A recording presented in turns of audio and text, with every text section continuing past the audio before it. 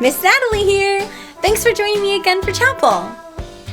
Have you all ever wondered about languages?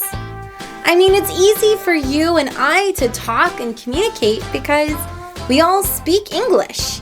And in school, you're going to learn how to read and write in English. But not everyone in the world speaks English. Some of them use French or German or Chinese or Arabic. I mean, there are so many languages throughout the world. And communication can sometimes be really frustrating. But where did it all start? How did we go from Noah being the one family who survived the flood to today when we have hundreds of different languages? Well, this was several hundred years after the flood.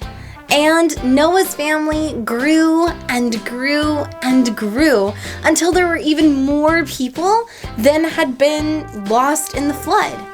I mean, the earth was covered. There were so many people living together as one big family.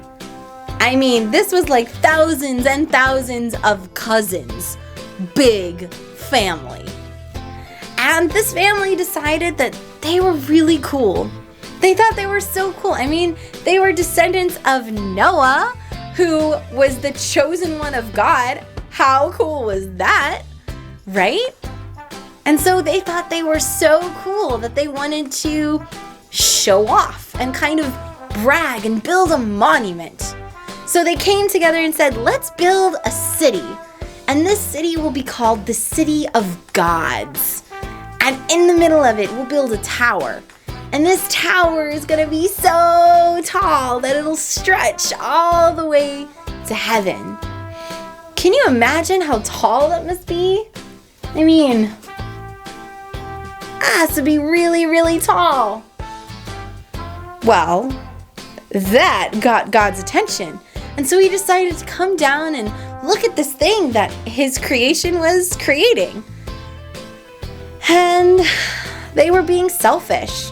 They weren't thinking of what God would want, but only what they themselves wanted. I mean, they thought they were so cool, and they wanted to show off and brag. God didn't like that, and so he kept his promise to Noah by not rising the floodwaters, but instead he gave the people the gift of languages. And suddenly, that peaceful family of understanding broke.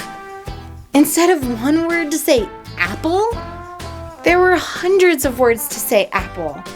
And they couldn't understand each other. And they got really frustrated and they got really confused. They didn't understand why they suddenly couldn't understand. It was so frustrating that they gave up on the whole city. And then they scattered and explored all the far reaches of the world. And there they settled together. Those who spoke the same language grouped together. But the family was a little broken. Have you all ever felt like that? In your groups today, I want you to talk about a time when you couldn't talk correctly. You were trying to tell someone something and communicate something, but you couldn't find the words. And it was really frustrating. Talk about a time that happened to you. And then, for your God sightings today, I want you to share about a time that you have heard God. So instead of a God sighting, it's a God listening.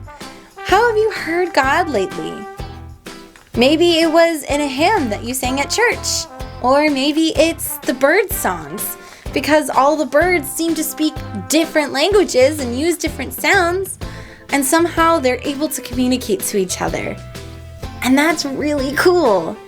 So share about a time that you heard from God. And then I will see you all next week. Bye!